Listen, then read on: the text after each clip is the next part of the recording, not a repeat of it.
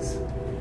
Sorry off the bat for coming with this heavy spirit this morning, but you know, a couple things have been weighing heavily on my mind. Right? Just gonna talk about one of those things right now. It's very sad and unfortunate that people, and specifically like family members, they look at concern or your concern or interest in the decisions that they're making as being judgmental or solely judgmental. Not every concern is a means to judge somebody. People could genuinely be concerned about your well-being without being judgmental. There's a difference. As of recently, I've had some experiences where things have been thrown back at me, because of whatever decisions I have made in the past. It may not have been the most ideal decisions, and of course every decision you make is going to ultimately affect your path in life. Live and you learn.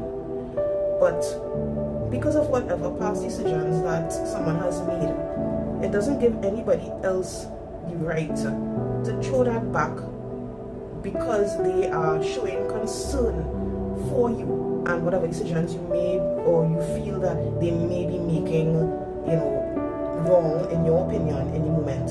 If you guys understand what I'm saying. I find it very unfair that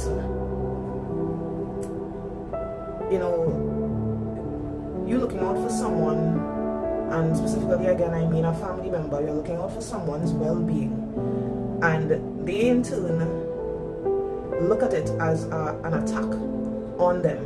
I'm not saying everybody don't go through whatever they're going through in their life, everybody does deal with shit when the day comes, but to attack someone who genuinely cares about you and who is looking out for your well-being is very unfair to me. And I just find like that person or those persons should really check themselves, should step back and check themselves, because at the end of the day, somebody who cares about you, who genuinely cares about you, not going to have any interest in what is going on in your life and the decisions that you're making and this kind of thing. They are not going to be talking and chattering about it behind your back. If it is somebody who really cares about you, they will approach you and talk to you head on about it.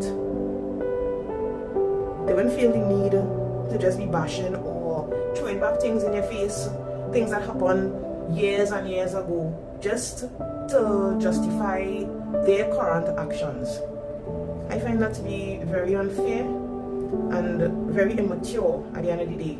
At the end of the day, we're all big people. Approach a situation like a grown adult, right, and deal with it head on.